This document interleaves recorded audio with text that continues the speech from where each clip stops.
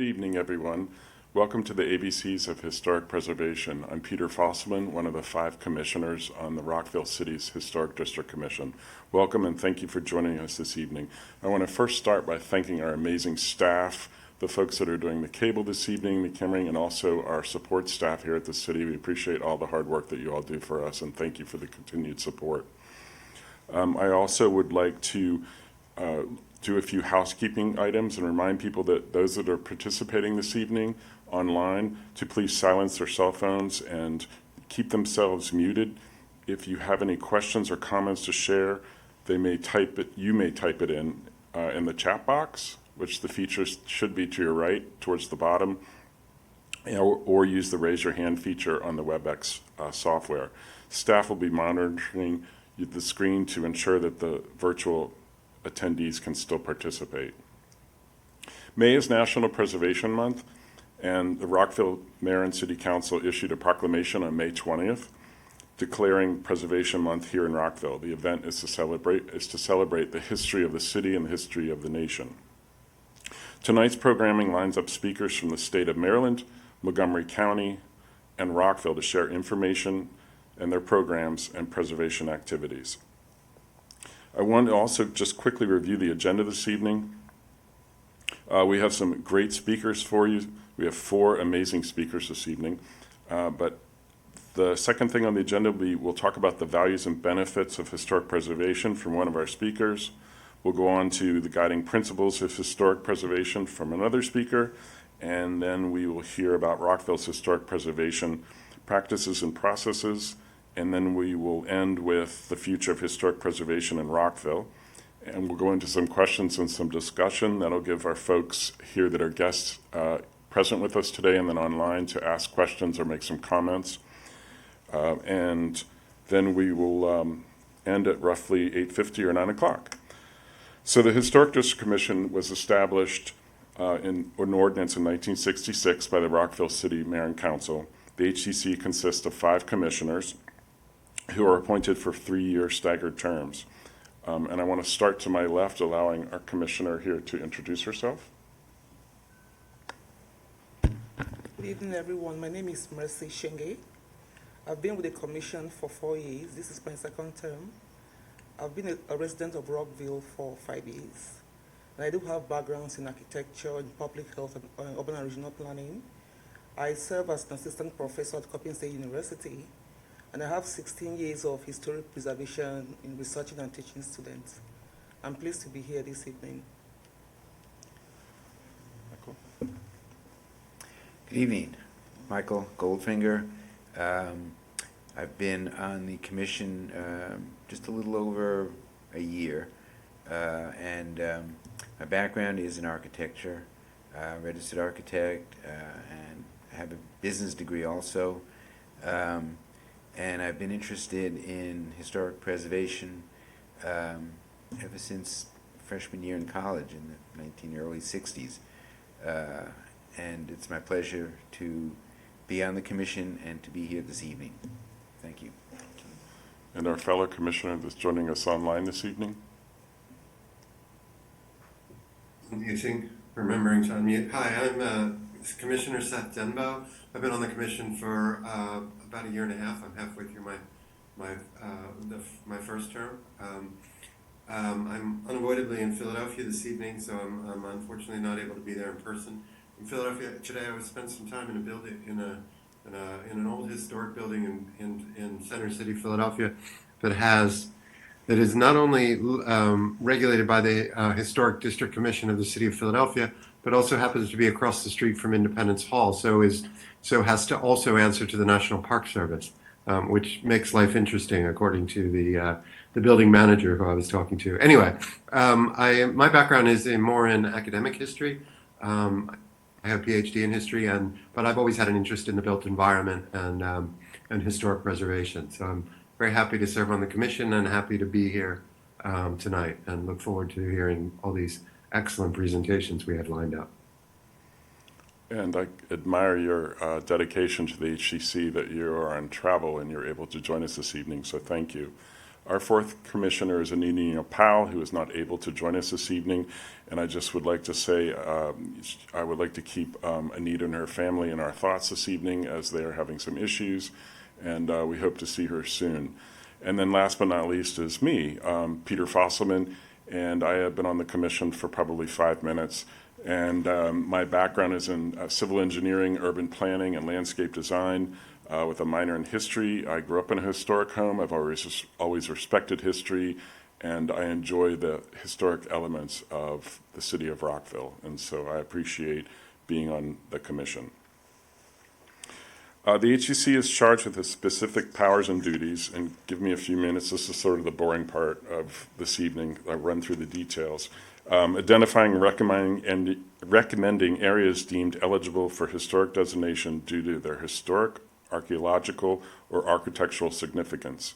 Reviewing applications for construction or exterior alterations in historic districts. Evaluating eligibility for any site or building outside of the historic zone for which demolition or substantial reconstruction is proposed, and providing courtesy reviews as requested. The establishment of the historic districts, as stated in the Annotated Code of Maryland, Land Use Article Title 8, Historic Preservation, Section 8, 104B, shall be for the purpose of safeguarding the heritage of Rockville by preserving districts which reflect its culture, social, economic, political, or architectural history, stabilizing and improving property values within these districts, fostering civic beauty, strengthening the local economy, and promoting the use and preservation of historic districts for the education, welfare, and pleasure of the residents of Rockville. Rockville is designated as a certified local government, a CLG, by the National Park Service and Maryland Historic Trust. The CLG communities have made a commitment to upholding national historic preservation standards by enacting a historic preservation ordinance and appointing a clarified historic preservation commission. Next on our agenda, I'd like to introduce our first speaker. It's Rebecca Bello. She's a historic preservation supervisor from Montgomery County Planning, and she's here to talk to us this evening about values and the benefits of preservation. Thank you so much for joining us, Rebecca. Thank you very much. Thank you to the Historic District Commission for having me here this evening. Thank you to the City of Rockville for hosting this wonderful event. And I will go ahead and get started with the presentation. Just give us one moment while we share out the screen.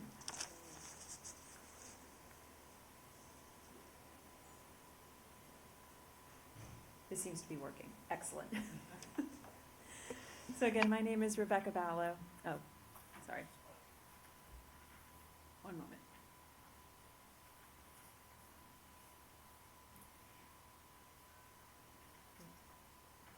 Thank you. So I'm the supervisor with the Montgomery County Planning Department's Historic Preservation Office. So my team, we staff our own Historic Preservation Commission that is also, it's appointed by the county executive and the county council.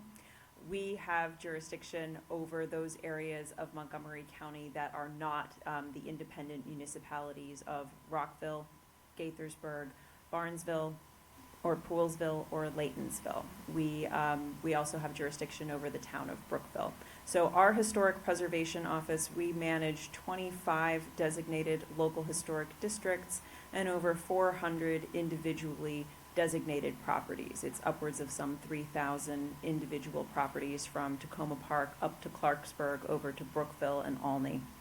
So tonight, I'm not speaking about that program specifically, but a lot of my examples tonight about the value and benefits of historic preservation will be drawn from cases and properties that our office helps to manage countywide, and some specific examples of projects that we've brought through and grant and tax credit projects that we've worked on. Next slide, please. So this slide isn't specifically about any one facet with historic preservation, but I always like to begin public presentations talking about what historic preservation does and what historic preservation does not do. Historic preservation recognizes and protects historical and cultural resources, It helps to manage change in communities, to protect significant character-defining elements of buildings and neighborhoods. Historic preservationists utilize a set of design guidelines to achieve equitable and consistent outcomes. I know that your committee and your staff deal with this all the time. It's not about what you like and what you don't like or what may look good or not. It is about the design guidelines and the ordinance that is established by your elected officials to achieve an equitable outcome for the property owners and for your communities when you're deliberating on any one case. And then historic preservation also provides tax incentives to property owners to help to defray certain rehabilitation costs that come with being the steward of a historic property. So historic preservation tax credits exist at the local, the state, and the federal level. The examples that I'll be showing tonight really just deal with tax credits at the local level because that's what our office deals with. So historic preservation does not prohibit changes to a building.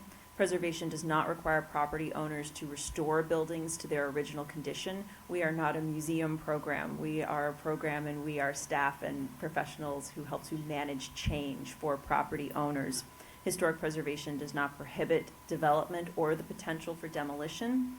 And historic preservation also does not exclude the use of green technology, such as solar power. In fact, for our Historic Preservation Commission, we have approved over 100 projects for solar panels and solar arrays across the county at historic properties.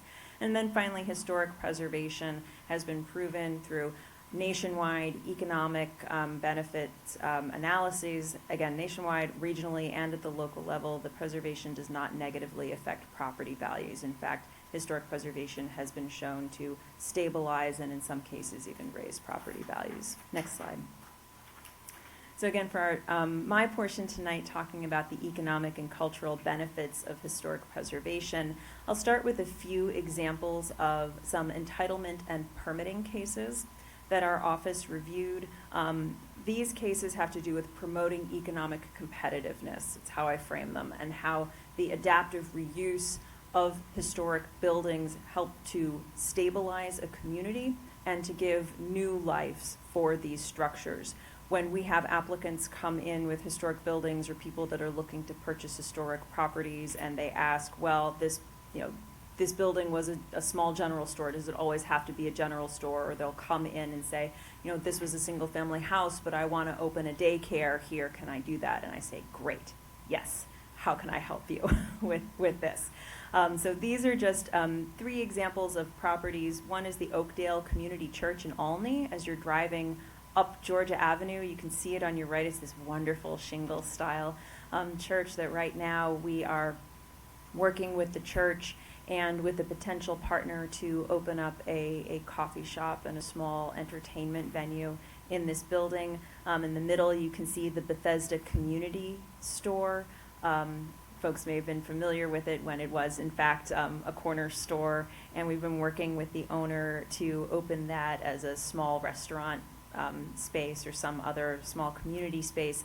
And then on the right, we have Locust Grove, also known as the Magruder House in Bethesda, that has been adaptively reused for the past almost 50 years now as a bank building. And we're currently working with the owner to see what other commercial uses could be put in this house. To that end, our office worked with the county council to adopt a zoning text amendment that would expand allowable uses of certain designated historic properties that are actually specifically zoned as residential, to allow these limited types of commercial uses to come in and adaptively reuse the structure. So this is an example of using our zoning laws to allow for greater flexibility for new owners to come in with exciting ideas to reuse these properties. Next slide, please. So this is a slide that shows the approval documents from the Hammer Hill Daycare Project in Clarksburg. If folks are familiar, if you're driving up 355 to Clarksburg to the Rural Village Historic District, and there's this wonderful late 19th century big yellow house up on the hill to the left. It's called Hammer Hill. And the owner wanted to be able to, lease out a part of his property to a daycare. And there is a strong pressing need for childcare all throughout Montgomery County. So the owner and the applicant had to go through the Historic Preservation Commission and then also to the Planning Board for a preliminary plan application. But in the end, we approved their permit to open up a new daycare and childcare center for over 300 students. So this will be right in the historic rural village of Clarksburg. And we worked with the applicant to design the building in such a way that it reflects the rural character and the heritage of Clarksburg. It resembles a little bit an agricultural building, but a very modern one, using modern materials in some really exciting ways, but still having a traditional building form that allows for the Hammer Hill House to still read very prominently on the hilltop. It doesn't overwhelm the district, and it actually fits in beautifully. The hardest part we had for this project was the transportation and the traffic, and was not historic preservation at all. So we're looking at a groundbreaking for that later this year. Next slide, please. And then this project, this is the Flower Theater. So the Flower Theater is in Long Branch. It was designated as a historic building in 2011. The county council just designated the facade of this Art Deco movie theater that it was built in the 1950s. It's not been a movie theater for quite some time. There was a church in there and some other limited commercial uses. Our office partnered with MHP. MHP took the lead with this and then reached out to my office for some assistance, for some technical assistance, and we worked with them to help MHP acquire several $100,000 in grant funds to rehabilitate the facade. They took down the neon flower sign and manufactured new neon tubing for the sign and new neon and lighting for the marquee. There have been several videos for this online, but now that you've seen this, I hope everybody will take the opportunity, head on down to Long Branch and to the Flower Theater, and you can see it lit up again. And there was a wonderful event for this where the community came out and they were just delighted to see some life coming back to this building, life coming back to the downtown. And that's the beauty and the power of these buildings, of these community landmarks. Even people weren't here when it was first opened as a theater. They see their community coming back with the care and the attention given to the rehabilitation of these structures. And we're excited to see what's next for this building. Next slide. So this next part of the presentation is going to talk a little bit about tax credit and grant incentives for property owners. Next slide. And I'm going to focus a little bit on the Maryland Heritage Area Authority. So MHAA is it's a portion of the state government, and the state of Maryland designates heritage areas across Maryland. And we are fortunate to have an excellent one here in Montgomery County, as Ms. Bashiri and I well know. We work very closely with Heritage Montgomery, which is our heritage area, to support cultural and historical activities here in the county. Next slide. So what you see here, this is a GIS map that we have here in the planning department. The areas in yellow are the designated heritage area for Montgomery County. It takes in all of our Stream Valley parks, a large portion of the Ag Reserve, and then kind of other properties in between. So Heritage Montgomery is dedicated to preserving and promoting local history, culture, and distinctive natural areas, and fostering a sense of stewardship and pride in our community in Montgomery County. The heritage area promotes tourism and economic activity, again, that is centered just on Montgomery County's history. The program also manages capital grants ranging from $5,000 to $100,000 annually.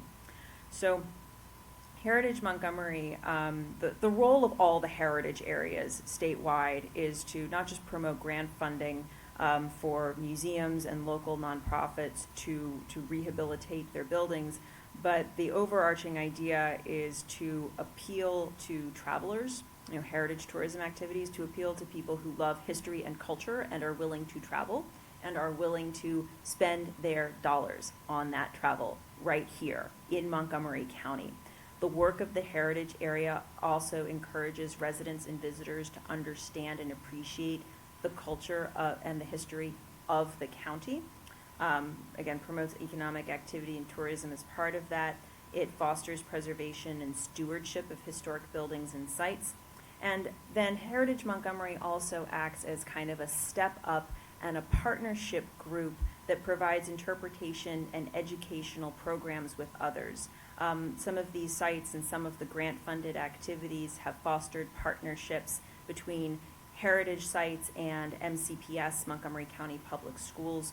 We've worked with farmers in the Ag Reserve, with producers and artisans countywide. We've worked with small and large museums and heritage sites. We've worked with the National Park Service, and then very closely with the Visitors Bureau, again, to promote these sites and to make sure people are coming to Washington, D.C. They also are coming to Montgomery County, and that people who live in Montgomery County know about all the wonderful assets that we have right here for them.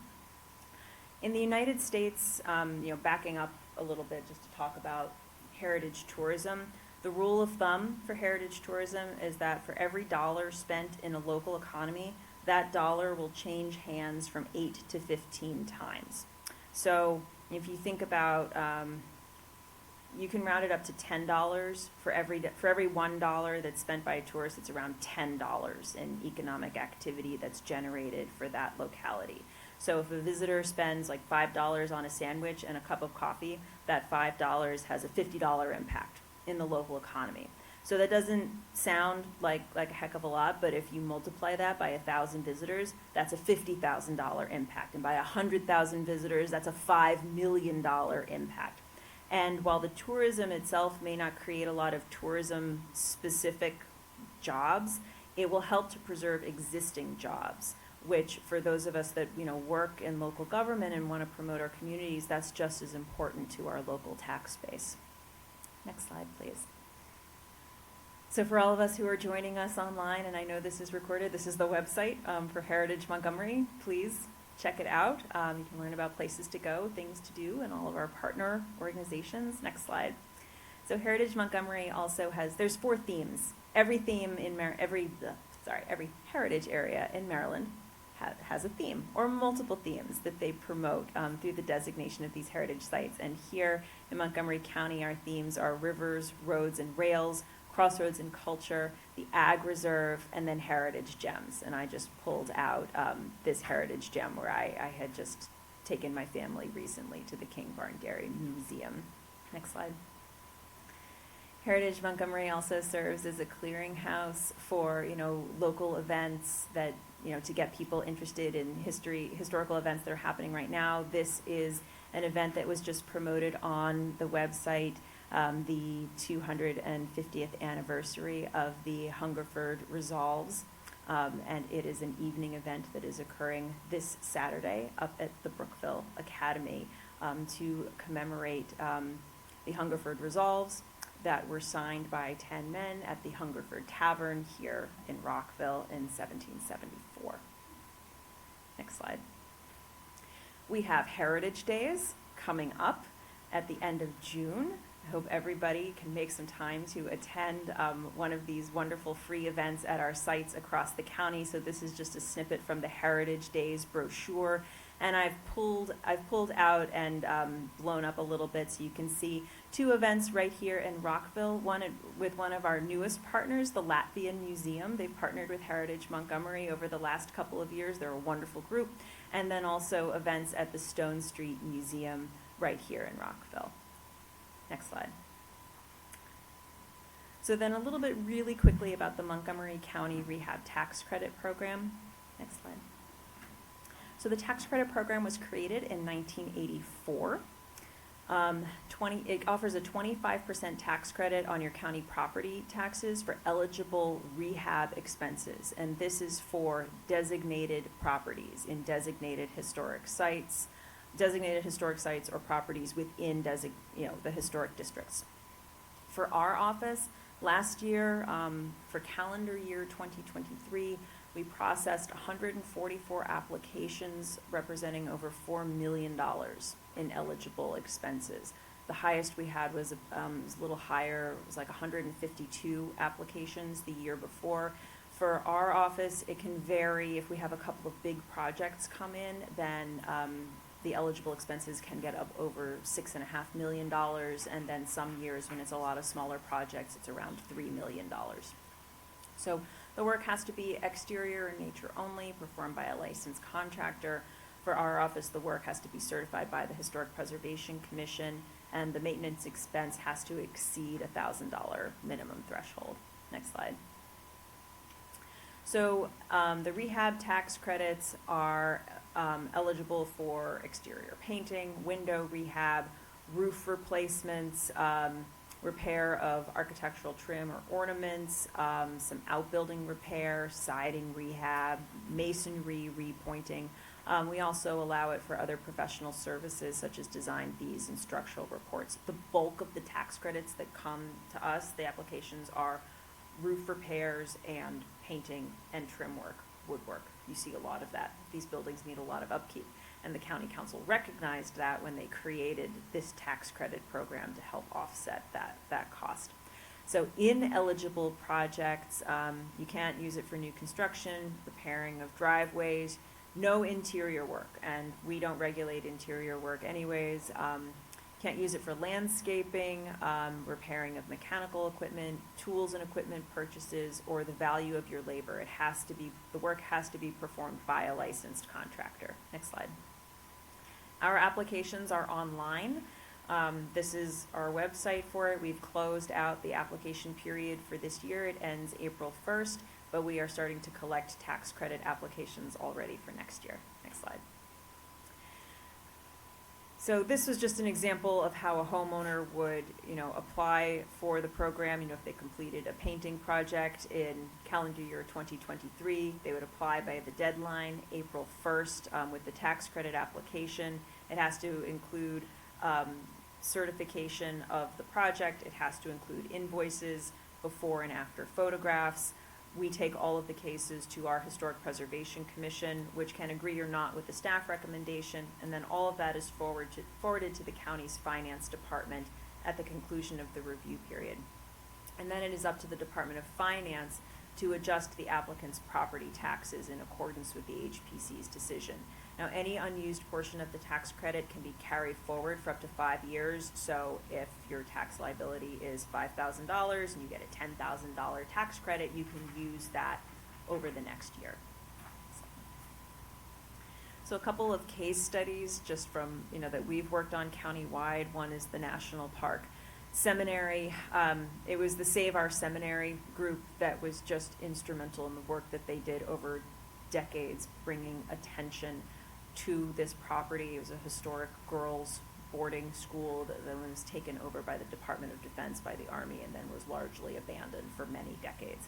And it was through the advocacy of Save Our Seminary, and then the county council designated the entire property as a historic district that really led to its rehabilitation. And the photo on the left is just one of many terrible photos of this building. Of a lot of the buildings, there were dorm buildings, maintenance buildings, a lot of structures on that property. And then on the right is the rehabilitated girls' dormitory. And this has been a national model. It has won affordable housing awards. It has won historic preservation awards. There were affordable housing and historic preservation tax credits that were all leveraged for the complete rehabilitation of this wonderful gem in Montgomery County. Next slide. And then a much smaller project. This is a homeowner in our Greenwich Forest Historic District that needed to do some drainage improvements. They had a lot of damage to their house in 2011, so they applied for a tax credit to repair the window wells, the driveway, and the drainage system that were all damaged in the earthquake. Next slide.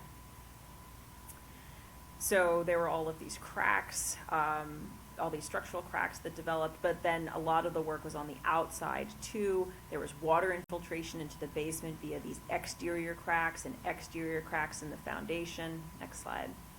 So the HPC reviewed all of this and decided that it all qualified for the tax credit, and they awarded them the full amount for it. Next slide. And then the last example that I have, there's so many. I just picked some of my personal favorites. So this is Winterbourne up in Boyds that had been vacant since the 1970s. It was a late 1880s, really beautiful property up in Boyds that was designated as an individual master plan site. It looks right out over the reservoir. and had become so abandoned. If you Google this online, you can see videos of people throughout the decades, and you can see the extensive vandalism and damage that it suffered. And then, next slide, several years ago, a local couple fell in love with the property and prevailed upon the owner to sell it to them, which he did, and they embarked on a comprehensive restoration of the entire building. On the right is, the same view. You can see on the right, the roof has been repaired in kind with a cedar shingle roof, new wood siding. They were manufacturing new wood windows. They completely rebuilt the porch, repointed the chimney. They're almost done with the work now, and they received tax credits for this labor of love, and they are the next generation of stewards here in Montgomery County. So that is the last, specific example that I have, but all of these, each of these projects that I've talked about have utilized our existing financial incentives that we have here at the local level, and also some financial incentives from the state, and I think they highlight the work that we try to do, to be partners with property owners county-wide to help them, again, rehabilitate their properties to help the community. So that concludes my presentation. I'm happy to answer any questions right now, or we can, if there's a question. Rebecca, thank you. That was amazing. Appreciate the information. I know that you need to go, so. I do not. No, you do. Okay, am I getting this mixed up? Yeah, our next Okay, speaker I'm getting it needs to mixed leave. up. All right, well, you know what? As the chair this evening, I'm going to break the agenda and go ahead and open it up for any questions or comments. I'm going to start with the commissioners. No, there's no question from me, but thanks for the presentation. That was a very educated presentation. I don't have any question at this time. But do we have access to the slides? Okay, so we can go through the slides, yeah. Three quick things. If you would be kind enough when you get a free moment to share the event dates that you had discussed, and not only within the city, but just around the area, we could share those with the community for folks that might be interested in attending, put those out on social media, etc. In the presentation, you noted the do's and don'ts for tax credits, and one of the don'ts was driveways, but then in the other you didn't think anybody would catch that. And then in the other part of the presentation, the commission approved driveways for the one situation. So I'm imagining that must have been a special exception. It was. Okay. It was, and that's the reason that I highlighted, specifically for that reason. Okay. Only to talk, to give that as an example that we encourage people to apply. Every regulatory case that we look at, is reviewed on its own merits. Some things are a little different. Typically, we would not approve just a driveway resurfacing, but because the cracks and the issues in the driveway were directly related to what had happened with the foundation cracking, and when it was fixed by the contractor, it was all of a piece that needed to be done. So because a lot of that work was extensively above grade, Sure. the commission felt it was appropriate in that instance to allow for the full tax credit to be applied. So there are accommodation possibilities based on special circumstances. That's good to know. Thank you.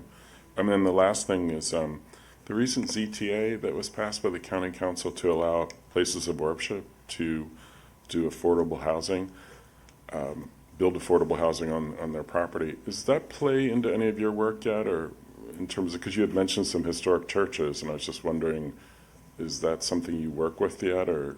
Not yet. Okay. Not yet, but I can say as a matter of course, all the ZTAs that come through are reviewed by my office, by me specifically, just to see if there are any potential issues that might adversely impact historic properties, or to see if there are any opportunities that we could help to leverage for historic property owners. So to that specific one you've asked, no, Not yet. Maybe Not yet. maybe there might be some partnerships. Yeah. Okay. Well, that's good to know. Thank you.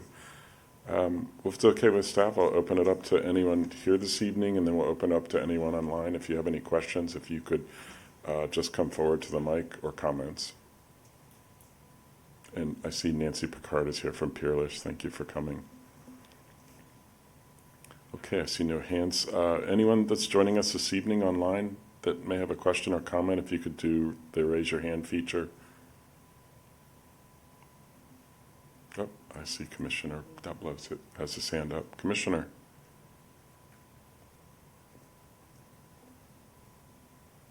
Go ahead.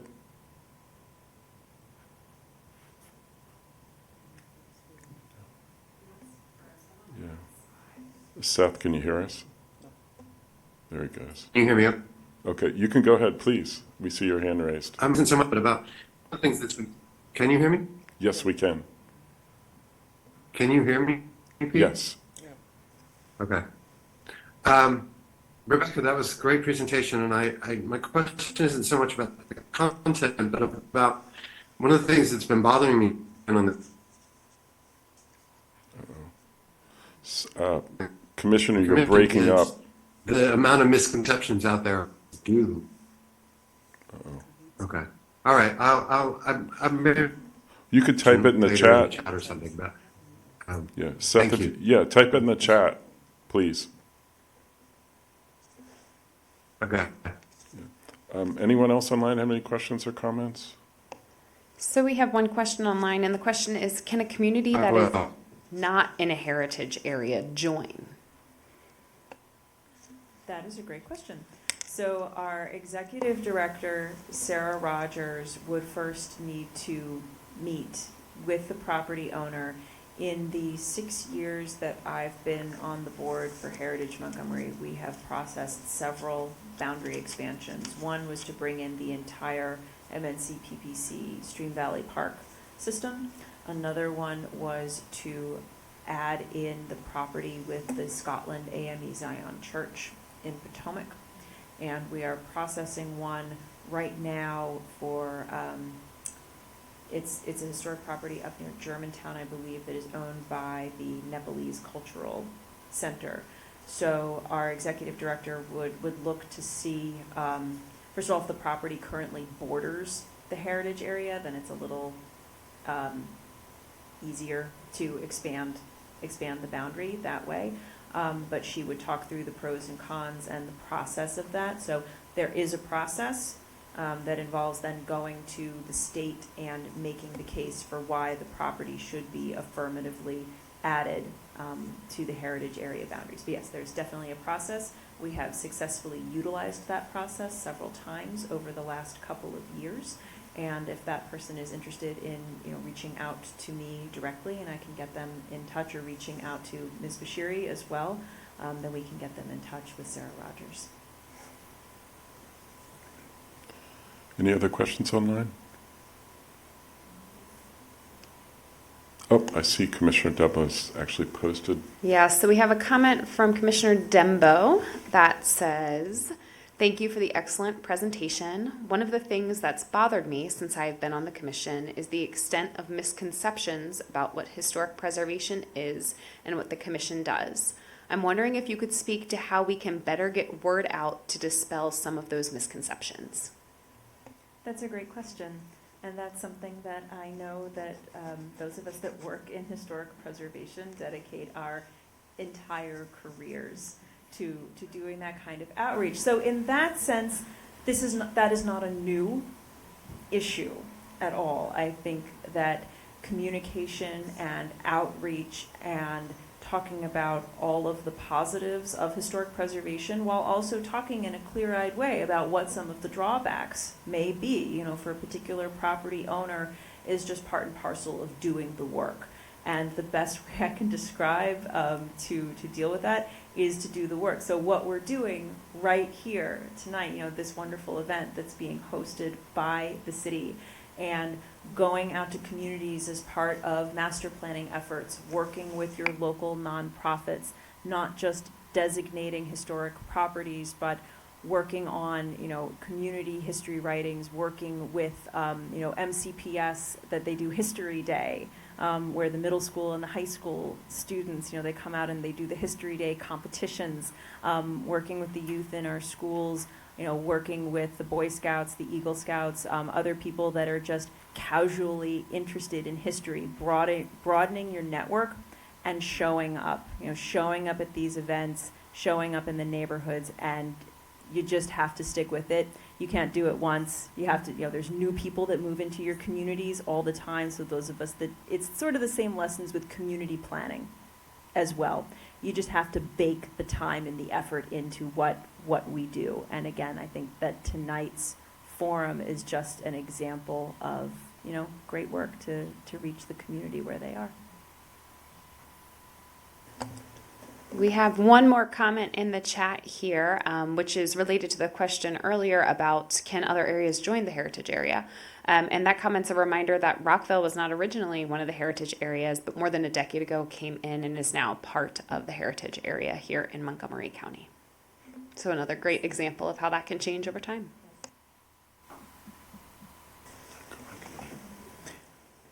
Yeah, I'd like to just, excellent presentation, Rebecca. Thank you very much. Something that was in your presentation, a very small item, but triggered something. I was talking to my son this week, who lives in Philadelphia, in Center City, and I mentioned about this, and he said his neighborhood was looking to become, or somebody was trying to push designation for the neighborhood. Aside from that, he mentioned a church in West Philly that was up for designation before the commission, and the owners of the church, the congregation, and the neighbors were against it.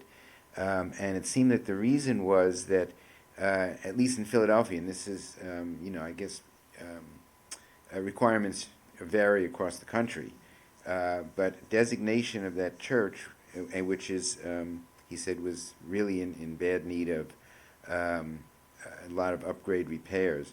If it became designated, they would be required to bring it up to make all the repairs, the designated repairs. So it would put a huge financial burden on the congregation. And you had said that that's not a requirement. I know it's not a requirement here in Rockville, and I guess the county as well. But I'm wondering how many people think that is a requirement and would keep them from designating. Maybe that should be, if not emphasized, at least made clear that you're not required to bring it up to full repair, but that repairs you make after the fact are, as you say, eligible for tax credits, and that may be an advantage. So just throwing that out as something to consider. You're absolutely right. Even today, I was at a really great ceremony that we had in Wheaton Veterans Park, unveiling a new historic marker honoring a really trailblazing civil rights hero in Montgomery County, a man by the name of Romeo Horad and his wife Elsie Horad. And as part of that, some of the questions that we were getting from the press and other people were saying, because we were putting in the marker, and then we're also considering potentially designating the Horad family house, which is just down University Boulevard. And the question was, well, if the house is designated, does that mean it has to become a museum? Like, oh no, no. But just to that, there are a lot of misconceptions out there about that. So that event, the press event today was about the unveiling of a historic marker and celebrating this family and their history.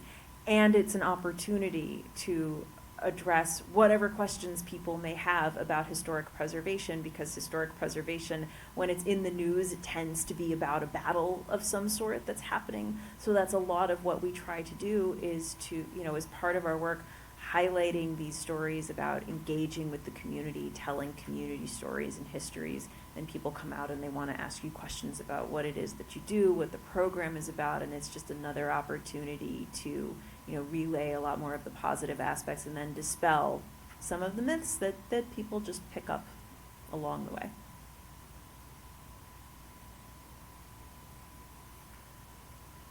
I see no other hands, or staff back me up on that one. Okay, thank you. Then Rebecca, thank you again very much. Much appreciated. Thank you for taking the time this evening as well. So our next speaker is Nell Zeil, who is the Chief of Office and Planning, Education, and Outreach for the Maryland Historic Trust. And Nell is going to talk to us this evening about the guiding principles of historic preservation. So thank you so much for joining us. Sure. Thanks so much for including in your Preservation Month celebration. This is a wonderful forum. I'm so glad to see it. So I'm Nell with the Maryland Historical Trust. I'm the Chief of the Office of Planning, Education, and Outreach.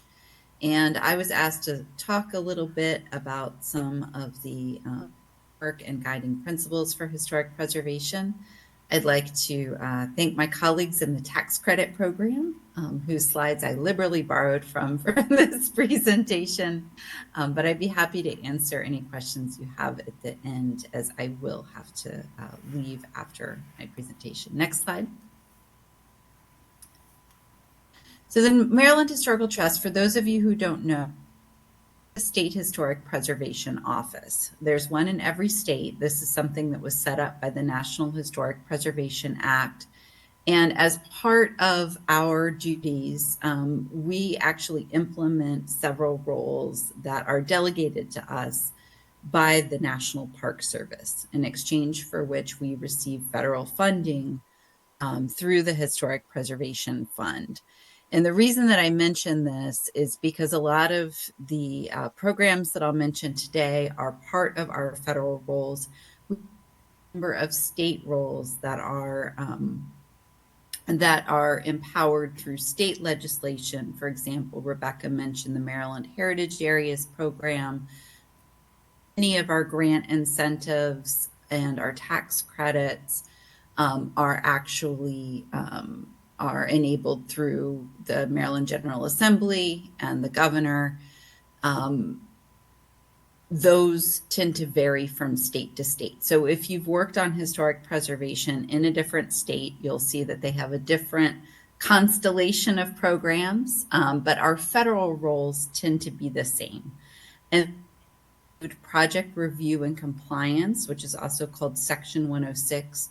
That's if there's a federal project or a state project that involves permitting, funding, anything, any kind of state or federal permission, also called an undertaking. We review those projects for impacts to historic and resources. And local organizations and local governments can participate as consulting parties in that process to help avoid or mitigate harm to historic and cultural properties. We also have a role in sending nominations to the National Register of Historic Places forward to the Secretary of the Interior. So we have a state level review of those nominations, even though that is a list that's maintained by the National Park Service. Our office will be your first stop in submitting those nominations or amendments. And then finally, the Certified Local Government Program is something that I'll be mentioning a little bit more about this evening. That is a federal, state, local partnership that we administer, and both Montgomery County and Rockville are certified local governments. Next slide, please.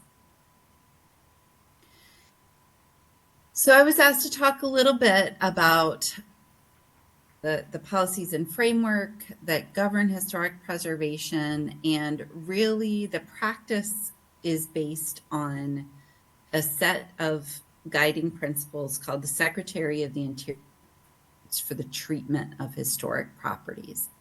And there are 4 different treatment standards depending on how you want to deal with a historic property and what is most appropriate. The rehabilitation standards will be the focus of my talk tonight. Those are the most common standards. those are the ones that typically govern any kind of evaluation of a project by a historic preservation commission, by a grant incentive program, whether it's from us or the federal government or a local commission.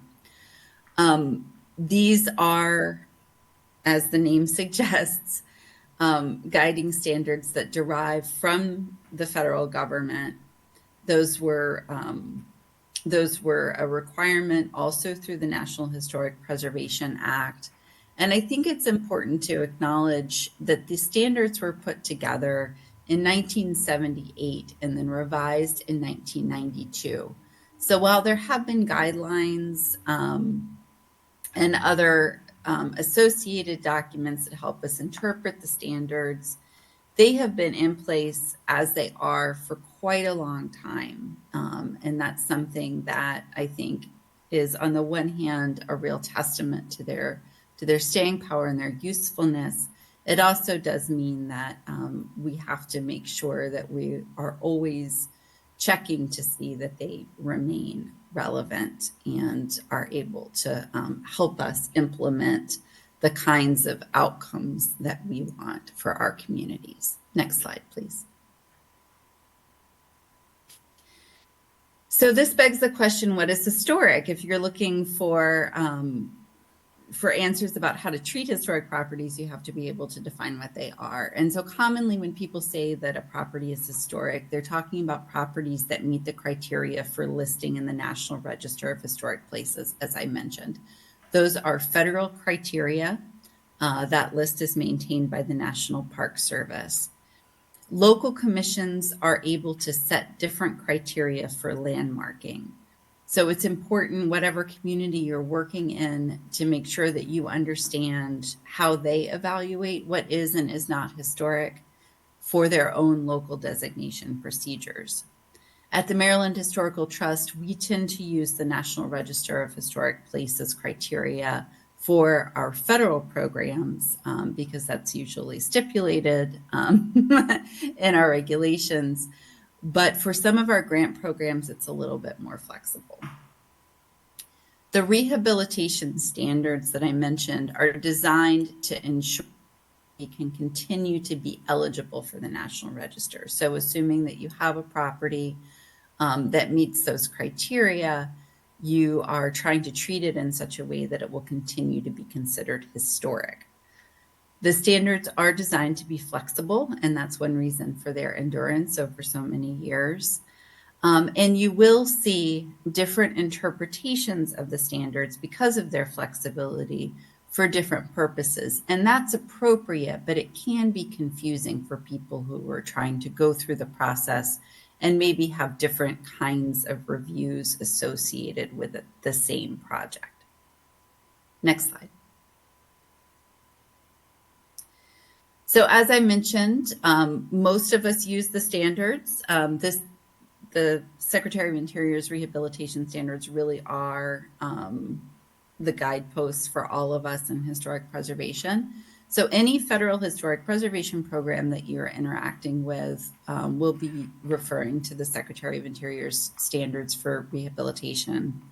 Most of our state historic preservation programs, as I mentioned, including tax credit projects, grant projects, historic preservation easements, compliance projects, so that's the Section 106 review that I mentioned earlier. So any project that's using state or federal funding or permits will be evaluated according to the Secretary's standards. Most local historic preservation commissions also use the standards. They are supposed to use the standards. By the state enabling legislation, they are required to adopt guidelines for rehabilitation and new construction design that are consistent with those generally recognized by the Maryland Historical Trust. So even though the Secretary of Interior standards aren't called out specifically in the state enabling legislation, local preservation commissions should be using those to guide their decision making. However, a difference is for local preservation review It's usually limited to exterior review only, which is not the case for many of our state programs. Commission review is often more lenient or allows for more exceptions than state or federal review. That's not always the case, and that's not always the case for every district. But people should be aware that, for example, if a property is going to apply for state historic preservation tax credits, they should probably work with our office first on the project design before going to the local commission, because it is possible that the local commission will approve changes that we would not approve for financial incentives. Local commissions often create design guidelines for property owners, and I know that this is something that Rockville is interested in updating soon. I've included an image of Harford County's design guidelines, which were recently updated. These documents are really useful ways to explain to folks how the standards are interpreted based on the historic properties that you have under your purview. Next slide. So just to talk a little bit about what the standards are, this is a definition of rehabilitation, which I think is useful to just reflect on. That it's the act or process of making possible an efficient, compatible use for a property through repair, alterations, and additions, while preserving those portions or features which convey its historical, cultural, or architectural values. That's not necessarily appropriate, for example, for a museum property that wants a restoration, wants to be able to return a property to exactly how it looked when it was originally constructed in, for example, 1800. Rehabilitation is the treatment that you want for continued modern use of the property. Next slide. So the first standard covers the use of a property. So a property will be used as it was historically, or be given a new use that requires minimal change to its distinctive materials, features, spaces, and spatial relationships. For some buildings, this is easier than others. I've included some images of churches here because they are notoriously difficult in terms of maintaining that spatial relationship. But the image on the right, I hope it's your right, is the Ministry of Brewing in Baltimore City, which is a particularly successful adaptive reuse that allowed the full use of that church interior. Next slide. Standard 2, the historic character of a property will be retained and preserved. The removal of distinctive materials or alteration of features, spaces, and spatial relationships that characterize a property will be avoided. I think this is pretty straightforward, but this is a good example of where some of the interpretation can be more or less flexible. For example, in the spatial relationships within a property. If you're only doing exterior review, you're not going to be engaging in some of those changes in the same way that you would if you are trying to protect, for example, a historic preservation easement property. Next slide. Standard 3 is that the property will be recognized as a physical record of its time, place, and use. Changes that create a false sense of historical development, such as adding conjectural features or elements from other historic properties, will not be undertaken. Also pretty straightforward. You shouldn't add anything that isn't appropriate to that building, that didn't belong to that building in the first place. Next slide. And changes to a property that have acquired historic significance in their own right will be retained and preserved. This is another standard that I think is often interpreted differently by different review panels, but you can usually make a case for retaining building phases that are historic in and of themselves, have retained the character, materials, integrity, relationship to the original building, and make a case for protecting those. In some cases, local commissions will be more lenient about alterations to later building phases. Again, this is something that where the review can differ depending on who is viewing, but it's important to understand that a property often does show an evolution over time. Next slide. Standard 5 is distinctive materials, features, finishes, and construction techniques are examples of craftsmanship that characterize a property will be preserved. And I think it's pretty straightforward. But in the documentation for a historic property, it should have these character defining features, the finishes and techniques explained and enumerated. Otherwise, that's something that whoever is reviewing changes to the property will need to investigate and understand. It may ask for additional documentation to help support. Next slide. Standard 6 is that, and I promise there are only 10 of these. Deteriorated historic features will be repaired rather than replaced. Where the severity of deterioration requires replacement of a distinctive feature, the new feature will match the old in design, color, texture, and where possible, materials. Replacement of missing features will be substantiated by documentary and physical evidence. So there are a couple of images here. One shows a window replacement where the windows are not the same size or material of the original historic windows. And then the second set of images shows the kind of documentation that might be requested in order to restore features that have been altered inappropriately from a building. Next slide. Standard 7 asks for the gentle treatment of historic materials. So chemical or physical treatments, if appropriate, will be undertaken using the gentlest means possible. Treatments that cause damage to historic materials will not be used. Next slide.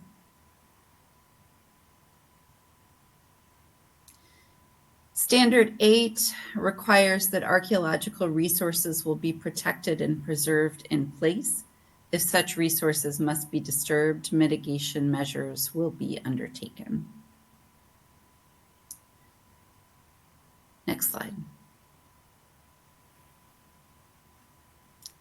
Standard 9 requires that new additions, exterior alterations, or related new construction will not destroy historic materials, features, and spatial relationships that characterize the property. The new work will be differentiated from the old and will be compatible with the historic materials, features, size, scale, and proportion, and massing to protect the integrity of the property and its environment.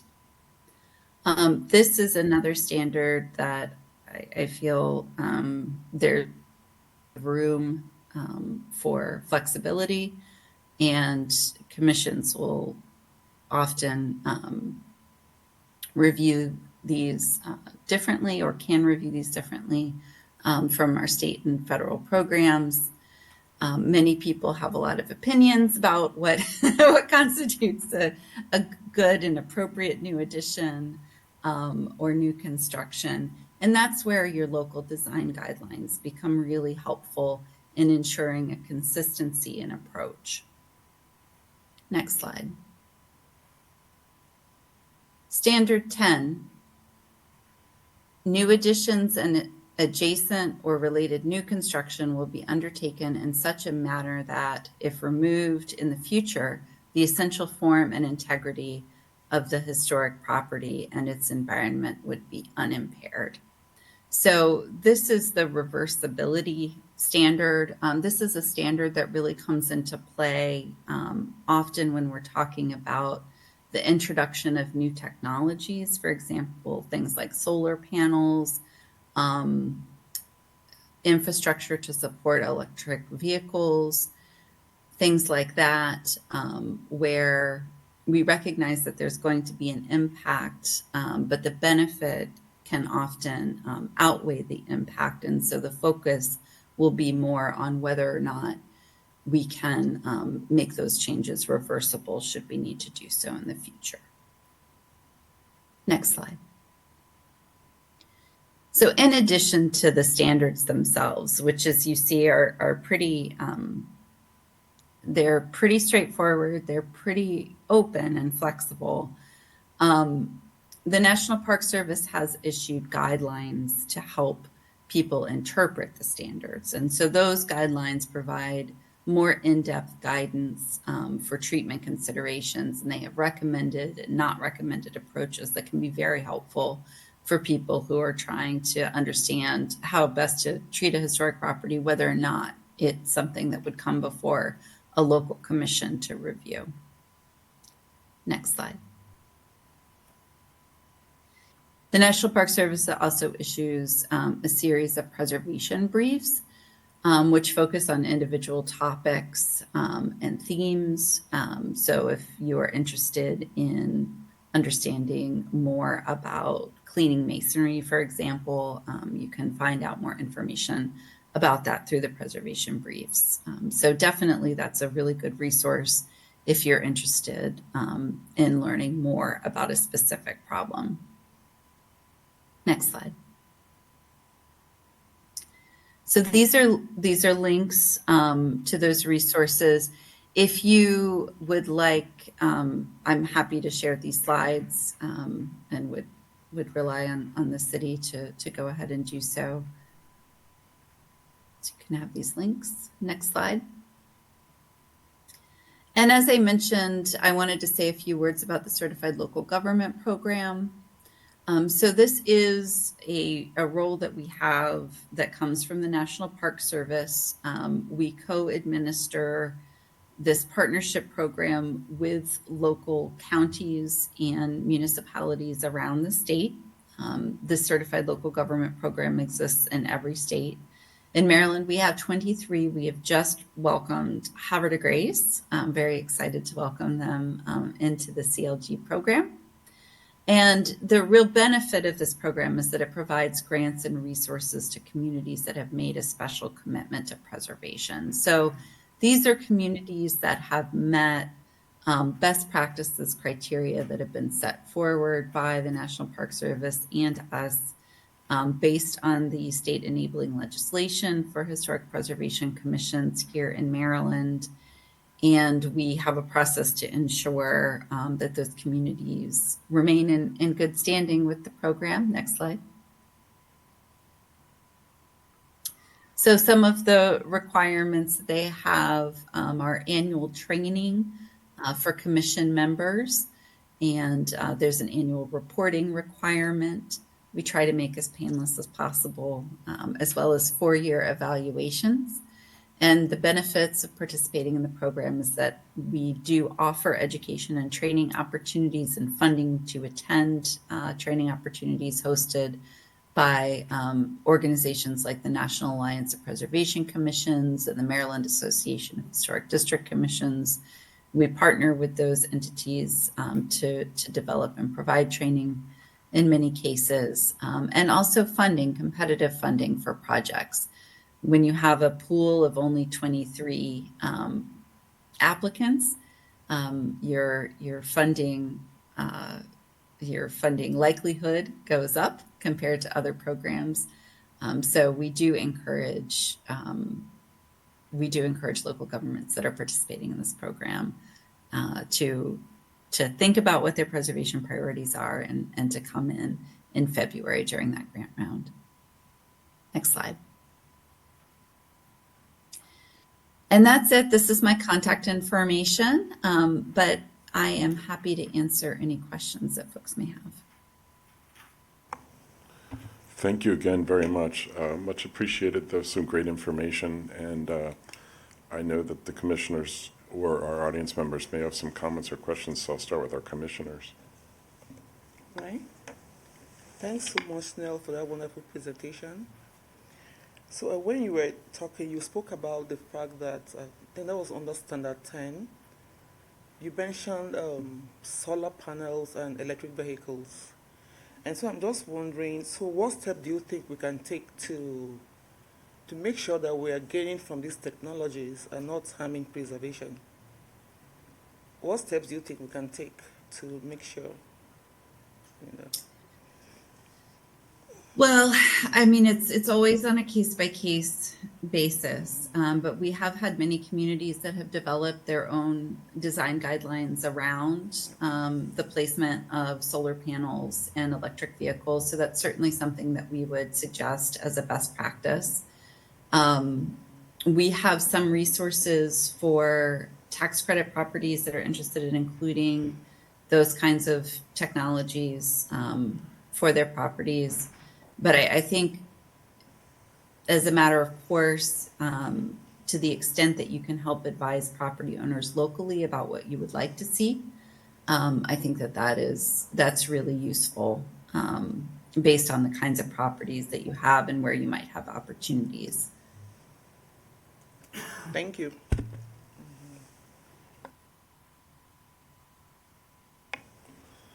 Commissioner Dembo, did you have anything?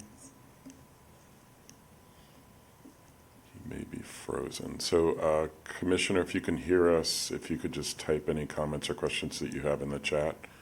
In the meantime, I just had a question back on standard number 4. There was a picture of a beautiful yellow home. It very much looked like something built in. Oh, Thank you. do you have a question, sir? Commissioner Dembo put in the chat, excellent presentation, no further questions. Oh, perfect. Thank you. So I'm sorry, back to standard number 4, there was a beautiful yellow home. It looked like something from New England. It had something going on in the back. It was hard to see. Was that a brand new addition way in the back of it? Do you recall that picture?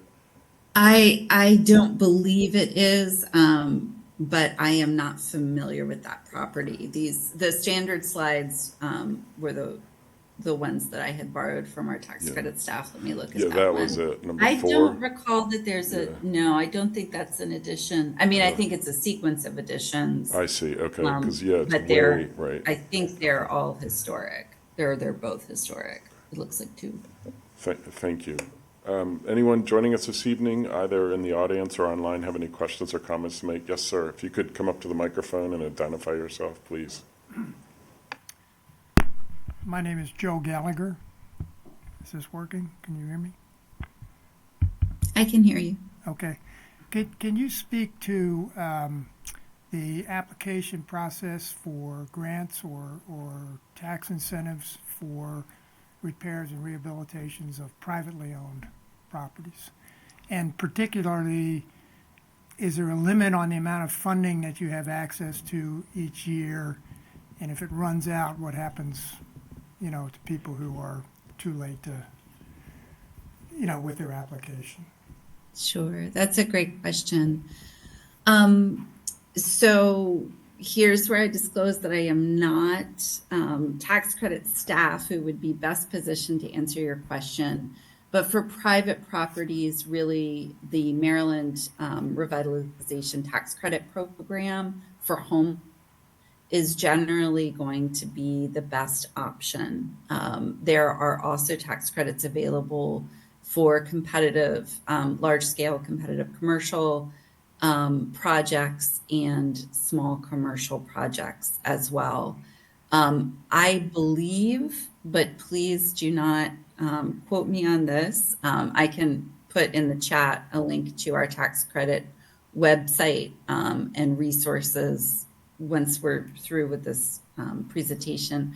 I believe that there is not a cap on the homeowner tax credit, but there are appropriations and caps put in place for the commercial programs. But that does not get into how much money you're able to get through the tax credit program. And I apologize, I do not have the detail. Thank you. That's going to be your best first option for a private property. Any other comments or questions, either joining us this evening online or in the room? No more. Please. Now, I don't have any comments. I just want to thank you very much for that excellent presentation of summarizing a very complex program into a short presentation. Very good, and I thank you again. My pleasure. Thank you so much for having us. Ditto on those comments. Much appreciated for taking the time. And have a great rest of the evening. Thanks, you too. Thank you. Before we move on, I just want to note that City Council member Jackson has joined us this evening. So, Barry, we appreciate you taking the time. I know you have a crazy busy schedule, so thank you for coming this evening. So, next on our agenda is our own staff person, Ms. Bashiri, is going to talk to us about Rockville's historic preservation practices and process. Thank you very much. Thank you for everyone who's attending, both in person and online. We really are happy to have you here, and I am available for any information that you may need. I do have my contact information at the end of this presentation, but you can call the city at any time to contact me or email me at the city. My name is Sheila Bashiri. I am the preservation planner for the city of Rockville. I've been the preservation planner now for 10 years in June, in fact. And so I've enjoyed my time here. I've enjoyed working with the public here. It's been really a great experience. So I'm going to talk to you about how we actually work with the Historic District Commission and work with the public. So we're going to talk about the preservation practices and processes. The Historic District Commission reviews certificates of approvals, evaluations of significance for the purpose of either historic designation or for demolition, and for courtesy, and we do courtesy reviews. The evaluation of significance for historic designation or demolition, Rockville does have a policy, it does have an ordinance that requires that any building in the city of Rockville, prior to being demolished, it does have to go through a evaluation of historic significance, just to make sure that we're not tearing down something that may be a valuable resource to the city. Oh, I think the HDC, this picture here, I actually found it online. It's like the only time we've been together since before the pandemic. So I had to grab it and put it on here. I need to rethink those socks. Okay. So first of all, with the certificate of approval, the HDC only reviews the exterior of buildings. We don't do any interior work, but it is the exterior of the building and of the site. And this is under Maryland Land Use Code. And also the Land Use Code requires that we review anything that's, if we can see the front of the building from the right of way, then all of the exterior of that building and the site are reviewed by the HDC. The application process is just for, like I said, the exterior. And we only do the work, only review the work that's described in that particular application. So if there's additional work that's to be done, that would be a separate application, only the application that we have at the moment. And when we do get an application, we're required by state law that it's reviewed within 45 days, unless the applicant agrees to go further in case decisions aren't made in a timely manner. So a certificate of approval, or a COA, is required anytime that you're doing work that's going to be an alteration to the exterior of the building. So roofing and siding, if you're changing the material of the roofing. If it's just the same, then you don't need a COA.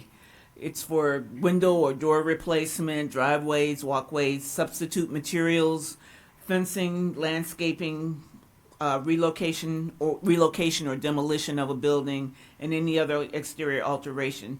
And the building that you're looking at here is a a building in our West Montgomery Historic District that had an addition on the rear. It had been sitting empty for a long time, and they decided, someone bought it and wanted to take off the addition that had been put on in the 60s and put on something that was more appropriate to the building. And so the design that you see below is what was sent to us, and the HDC did approve it, and it really turned out looking just like the picture that you see below. It's not required when you are just doing basic maintenance. So if you're painting or you're repairing the building, repairing the siding, replacing the roofing with the exact same material that's on there, any of those things will not require a HDC approval. And also repairing wood windows. With wood windows, we do prefer that you repair as opposed to replacing. So, but anything that's maintenance is easily done without our permission. When you submit an application, you have 5 weeks prior to the meeting that you want to be seen at. So we meet every third Thursday of the month, and you want to submit your application 5 weeks prior to that if you want to get into that following meeting. We need a detailed site plan. We need, if you're going to be doing any landscaping or making any changes to the landscaping, we need a plan for that. We need architectural drawings that show the floor plan, the elevations, any changes or any additions that are going to go onto the building. We need to see how that's going to look on that historic building. We want digital photographs, digital brochures of the materials that you plan to use, and any additional information that we may need. So always contact me first before you start the project so that I can let you know if there's anything else you need to submit, or maybe there's, you're submitting more than you really need to. So if you talk to me about it first, then I can give you a better idea of what's necessary. We do offer technical guides. So when I'm making a decision and I have to write a report and submit it to the HDC, but my report is based on the Secretary of Interior standards that Nell just finished talking about. But also I look at our technical guidelines for exterior alterations and our zoning ordinance to see if this proposal actually meets these requirements. And so online you can actually find the guidelines or the technical guides for the exterior alterations. So you're looking at any time you're doing exterior siding, your windows or doors, or storm windows, in fact, or storm doors, for new construction and additions, for patios, for porches, fencing, landscaping, trees, signage. Very often in commercial building there will be signage that's required, so they'll need to come to us for that type of thing. So just look online and you can see the different guides that we have, and that will actually help to guide you in as far as what you need to submit to me, or whether you need to submit to me. As a matter of fact, it will tell you whether or not you need a certificate of approval or not, and what you will do in order to get approval through the HDC. Well, when we do get an application in, I do write a report and I submit it to the HDC. They usually get it 2 weeks prior to the meeting. So before the meeting, they will actually review the materials that I send to them. They will look for any history on the particular building that I may mention. They will actually, if given the opportunity, to go out to the site. They won't come onto your property, but they will actually get a chance to come out to the front of the site and take a look at it. And also, they will contact me very often before the meeting so that if they have any questions or anything, they can clear it up before we get to the meeting. What you're looking at here is a picture of a house that was actually a farm, traditionally a farm. So previously, it had a porch on the front of the house. At some point, the porch was removed from the front of the house, and the current owner, found photos of that porch that used to be there, and they wanted to restore the porch. So they came to the HDC for permission. They came with documented proof of this is what was here. So it was easy to approve this particular building. And what you see at the bottom is the porch has been replaced back on there, and it is eligible for tax credits because it was done through documentation. So they did apply for tax credits this year for this particular porch. That's like a historic selfie, right? I mean, it's an old picture, and the lady, how did she do that? That is a very good question, Pete. Okay. So at the meeting, the HDC will listen to my presentation. So I'll present the project to the HDC. I usually have a PowerPoint presentation, and I'll tell them what the project is, what the applicant is seeking to do, try to give any kind of history that I may have on it. So once I've presented, then the HDC will ask me questions. And when I answer the questions, then the applicant or the owner has any presentation or just wants to speak, then they will get up and speak, and then the HDC will ask them any questions that they may have. There may be public testimony. The public may be interested in this project, and they may be for or against it. So there may be a letter. There may be someone that's there in person or online, virtually, that wants to speak on it, and so then that will happen. And then the HDC public hearing will close, meaning that it will only be discussion among the HDC members unless they have a question for me or they have a question for the owner. But once the public hearing is closed, they will discuss the proposal, and then they will vote on the proposal.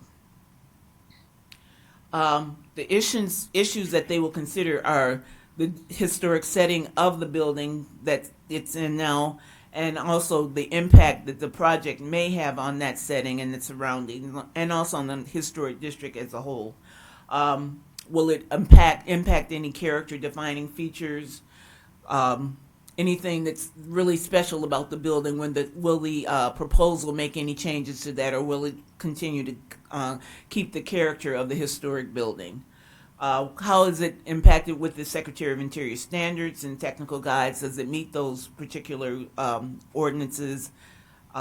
We don't have particular guidelines right now for each district. We do for the West Montgomery Historic District, and one of the things we are seeking to do is to do new guidelines for each district or property, so that it's not a one-size-fits-all, so that it meets the different characteristics of the different historic buildings. And once everything has been talked about and discussed, the HDC will either approve the application, they may approve it with conditions based on what was submitted to them. They may continue the application saying, please bring back the application with some changes that they're recommending, or they may deny the application. The other thing that the HDC does is an evaluation of significance for historic designation or for demolition. For a historic designation, it's activated in several different ways. It may be the property owner that submits an application. The Historic District Commission may submit an application for a property that they feel needs to be designated. It could come from the mayor and council, or from the planning commission, or from any other person. So this is a ordinance that's unique to the city of Rockville that not all other cities have, but anyone can submit an application for historic designation of another property. So it doesn't have to be your own property. We do require that the property owner is notified as to this happening, so that they can actually comment on this. The other way an application is a process is started is that if someone puts in for a demolition permit of a property, then all of a sudden then they must go through the process of the evaluation of significance, because we don't want to lose anything that may be a valuable asset to the city. And the only way to figure this out is to take a look at it first, to make sure that this is not something that we're going to lose or regret, or maybe something that's in really bad shape. And even though it may have been an asset at one point, if it can't be repaired, if it can't, be saved, then sometimes it will be removed anyway. And so it will be give permission to remove it or to demolish it. So the designation process is that a property is nominated for an evaluation of significance application. The Historic District Commission will review it.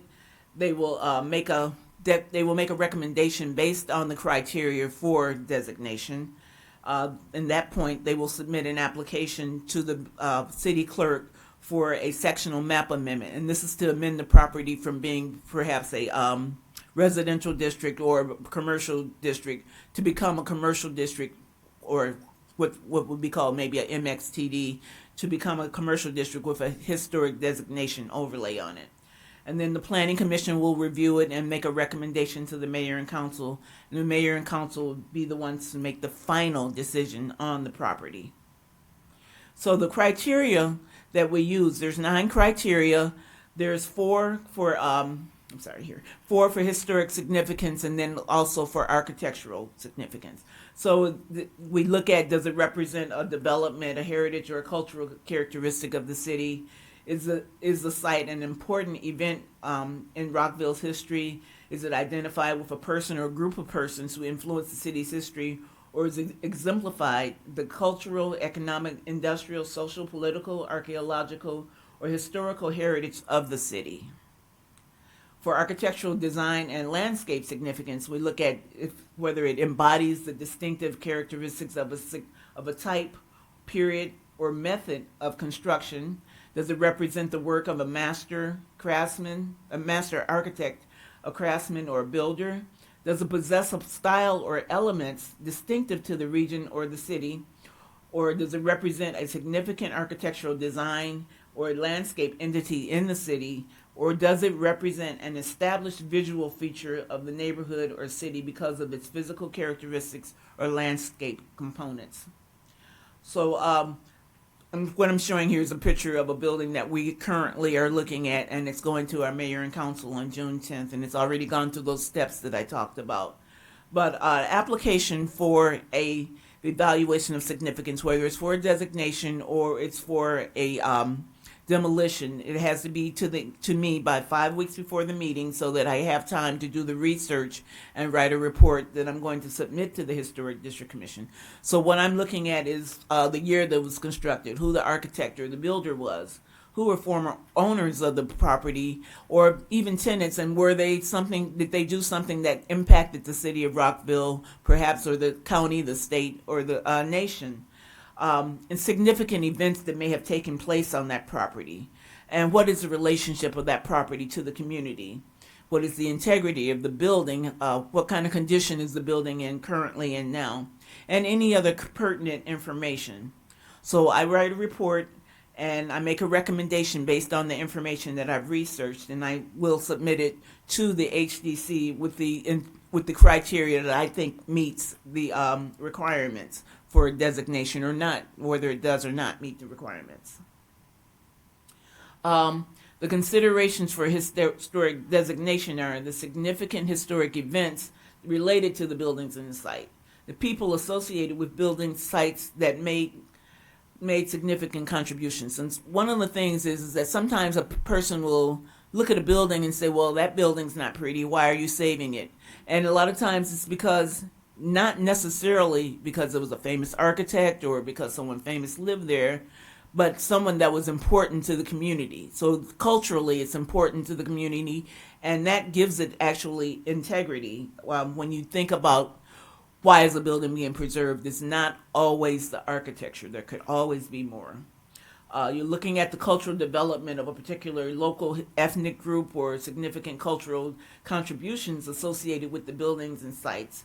And property is significant for their physical design or construction, including architecture, engineering, landscape, architecture, and artwork. This is the Americana Center. It was built in 1970s, and this is a time that it was built actually in 1970, 71, a time that people often feel like this is not historic. Why are you designating a building like this? But this building actually met all of the criteria, and I mean 9 criteria for historic designation. When the city had urban renewal and tore down a good deal of the downtown, this was one of the first buildings constructed. It was constructed as an apartment building. Now it's condominiums, but it was one of the first buildings constructed, one of the first high-rise living areas in the city of Rockville. It was constructed, designed by a famous architect who was doing a lot of work around Maryland, and he won an actual contest in order to design this building. When they tore down most of the buildings in the city that they had built as a result of urban renewal, this is one of the buildings that remains standing. And there's several other. It is a landmark. You see it as soon as you turn off of 355 onto onto Jefferson. So it's what this meant, all of the guidelines, and so that's why I put it there, and because I live there and I love it. For consideration for historic designation, once again, it's not always those pretty houses. This is a house that we found actually someone wanted to tear it down, and it was going through the process, but in the process of doing the history, they decided that they were going to keep it, and it's on a large lot, so they were actually able to build a couple of houses behind it for family members. And so when you're thinking about something that's, what's important about it, this was an African American home that actually grew over time. It started out as a Sears home, but they actually added on, and one of the things that you will find very often in African American communities is that as their wealth grows, then they start adding on to the house, and this is one of those houses. It started out very small, but they started adding features onto it, dormers, and they added a treatment of stone treatment and brick treatment, and this was just things that, as they could afford it, that's what they did. And so now this is a designated home. It started out to be a tear down, but the owner actually learned the value of it and decided to save it. During a period when a building has been determined that it's going to be looked at for designation once it's gone through an evaluation, and if it's gone in for a tear down, but it turns out that there's going to be an evaluation, they have to stop work, and within 210 days, the city does have to make a decision as to whether or not it's going to be designated and go through the whole process. After that, then they are allowed to do whatever they want. During that 210 days, if they want to do something to it, they can come to the Historic District Commission to get permission to make changes to the building. And the other thing that we do is courtesy reviews. We do a courtesy review anytime someone wants to know, is it possible that their project may be approved or may not be approved by the HDC. This is the project that we recently had from a building that's been sitting. It was built in the 1800s, but it's been sitting empty longer than I've been here. I'd say at least since about 20 years or more. And it's totally deteriorated on the inside. Mold and infestations, termites and everything. And so it was pretty much going to fall down. And the owners finally decided that they wanted to try to do something with it. And this is actually a historic picture that you're looking at on the right side of it. And they were looking at perhaps redoing the exterior, but we really found out that it's not going to work, and eventually it came back to the HDC with an application to demolish it. They are going to demolish it. The HDC will approve a new building that goes on that site, basically so that it fits in with the neighborhood. So that's another thing that the HDC will do. They'll do a courtesy review and make a determination whether or not your project may be worthwhile, or maybe you should come at it from a different direction. So basically, this is what the HDC does. Any questions that you have, you can contact me at sbashiri, rockvillemd.gov, or you can call me on my phone, and I would be happy to help anyone. You have any questions for me? Thank you very much, Sheila. On behalf of the commission, we very much appreciate the work that you do. You are an incredible support to us, so thank you. Commissioners, any questions, comments? I have a comment, Ms. Bashir. Thanks for that extensive presentation. You're and thanks for welcome. all you do for the city. Thank you. Yeah. I can't say enough about the work that you do, Sheila, to support us, and it's greatly, greatly appreciated, and thank you for the presentation. I think it explains what we do, what you do, very clearly, and I hope everybody understands that. Thank you. Thank you. And I see that Commissioner Dembo has here in the comments, so he agrees. Anyone here this evening, either in the room or online, have any comments or questions for us?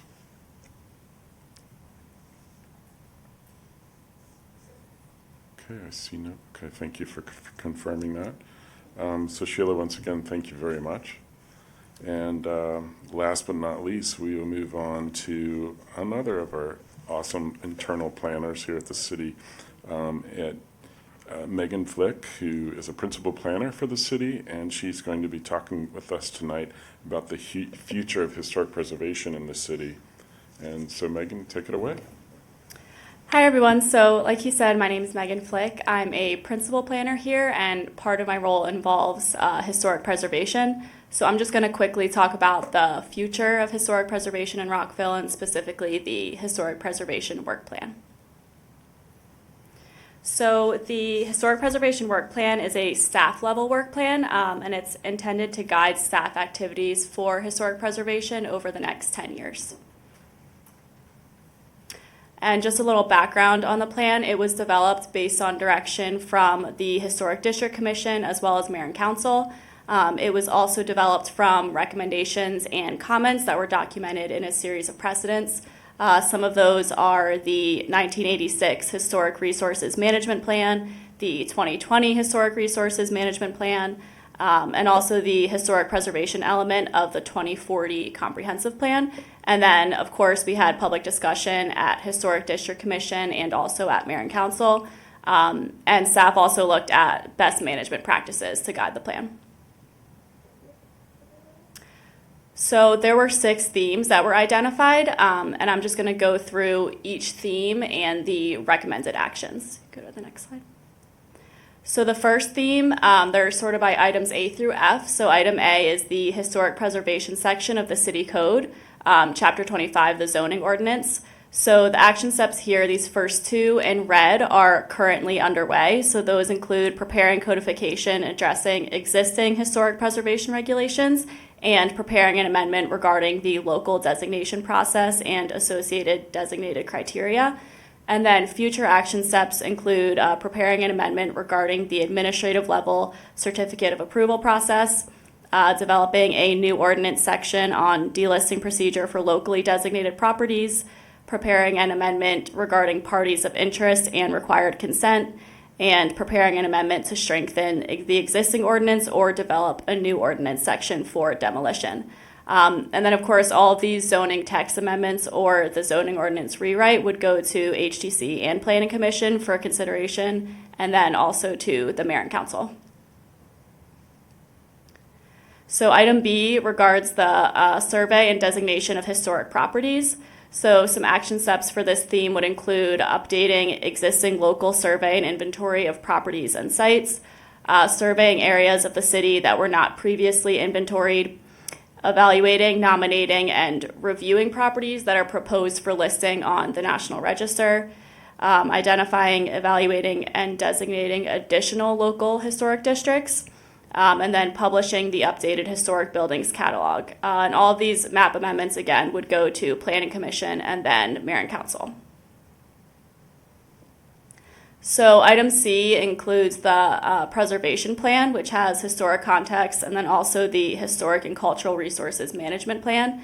And some action steps for this theme are to review and update the existing historic contexts, to develop new and expanded historic contexts, to incorporate the updated inventory of properties and sites, to update and revise the index of architectural styles and architects, to assess and develop plans addressing city-owned resources, and then to incorporate the updated information into the preservation plan for review and consideration by the HDC and then again by the Mayor and Council.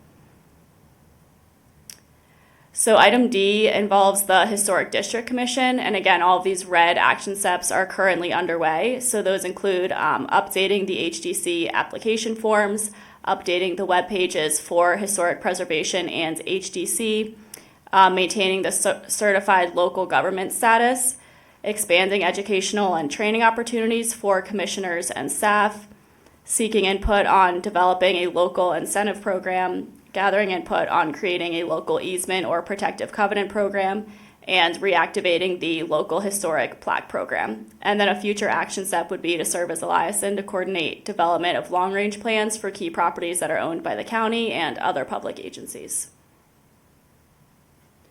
So item E is technical assistance and guidance, educational outreach, and community engagement. So some action steps here are to review or update existing technical guide series for exterior alterations, revise or develop design guidelines and standards for local historic districts, review and improve the integration of historic resource management into city development review processes. And then currently underway is expanding public outreach programming regarding municipal historic preservation. I feel like this event is probably a good example of that. And then again, future action steps are to aid in the creation of a program to highlight Rockville's heritage, and then present those technical guides or design guidelines for review and consideration by the HTC and Planning Commission, and then again to Mayor and Council. And the last theme, or item F, is prehistory and archaeology, and action steps include coordinating the update of existing below-grade resource surveys or conducting a predictive model for city-owned sites. And then currently underway, we are developing a comprehensive approach and plan for below-grade resources and city-owned sites. And then another future action step would be to assist with coordination of outreach efforts for below-grade resources off city property. And then, yeah, that's everything. So again, it's supposed to be a kind of a living document for staff level to kind of guide staff actions over the next 10 years. And it will hopefully be a part of a future municipal preservation plan for the city. Thank you very much, Megan. Commissioners, any questions or comments? No question. Thanks for that presentation. And Commissioner Dembo, I'm not sure if he has any comments. He'll toss. And also thanks for what you do, and thanks Yeah. for the support you've given us here. Okay, anyone here this evening have any comments or questions with us or online? Okay, I see no hands. Well, actually, the next part of the agenda was just simple questions and discussions, which was to be moderated by me, but I think we hit a lot of the questions unless there's some additional things overall about historic preservation. Yes, sir. Will we get access to these slides? Yeah. Oh, Thank you for the reminder. Joe Gallagher again. Will we be able to have access to these slides that we've seen tonight? Yes. From Online? Yeah, we can definitely get them out. For the folks who are participating virtually, we have everyone's email address because that's how you got a meeting link. For the people that are in person, let's connect before you leave today. We'll make sure we get email addresses and we'll send everything out. Okay, thank you, Katie. It's a good question. Any other questions or comments? Okay. Oh, yes, ma'am. Please come up.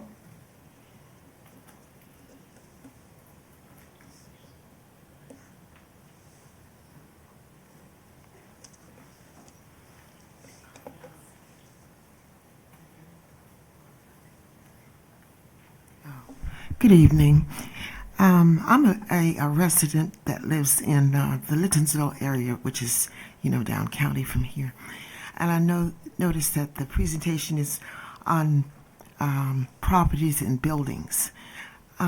Just for my info, and I'm familiar with Rebecca's office, where do you start if you have not a building or a piece of property, but a thing that is important to the community or a piece of something that is important to the heritage of it? Where do you start with an object or a particular piece?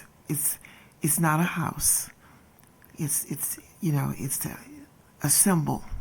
Such as a place a community would gather in the past, or maybe still gathers, or something such as a special garden or a statue or something of significance. Right, and in particular, because I'm just thinking of the future because we're not ready to work with this piece yet. But say a bridge or something like that is very important to the community and is being stored for future reassembling of some of it. Where do you start with something like that to find out where you can find funding to have it restored and than to place it in a place like a park. Right. That would be. So thank you for the question. I don't know the answer. I'm going to turn to our county.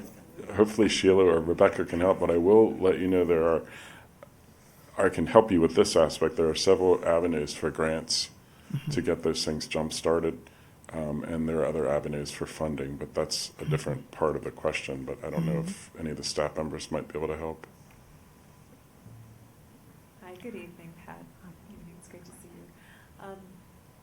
In addition to the grant funding, and maybe this is getting a little bit at your question, it depends on the project, of course, but sometimes when there is a state or a federal project or an undertaking where there might be an adverse effect to historic properties or structures or even a community, the local governments that are involved, in particular the certified local governments, so Rockville is a CLG, my office is a CLG, have the opportunity as part of the Section 106 consultation process to request mitigation.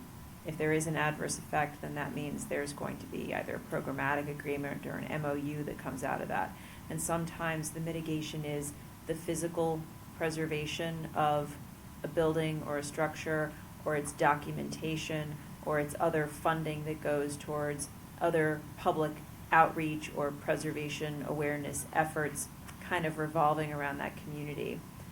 I'm guessing a little bit at what you're asking. Does that address a little bit part of the question? It kind of does, because I think I understand exactly what you're saying. Establishing the historical. Ma'am, I'm sorry, excuse me so much. Sorry for being rude. If you could just talk into the microphone, please, so our folks at home can hear you.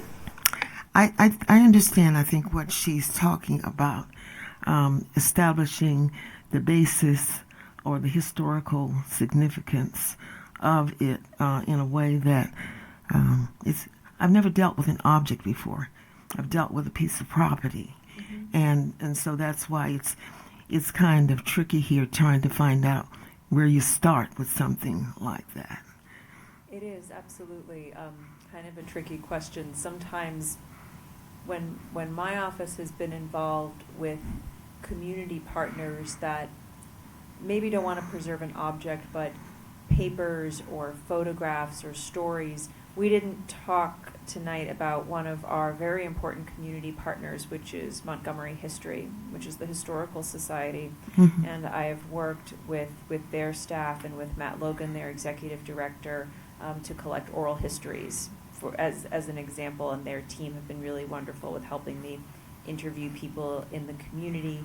And I know they have an objects collection. I'm not putting them up for that necessarily, but other community partners and nonprofit groups that do specialize maybe more in the preservation of objects or stories or things that's not traditional building preservation might be another route, in a very general sort of sense. Okay.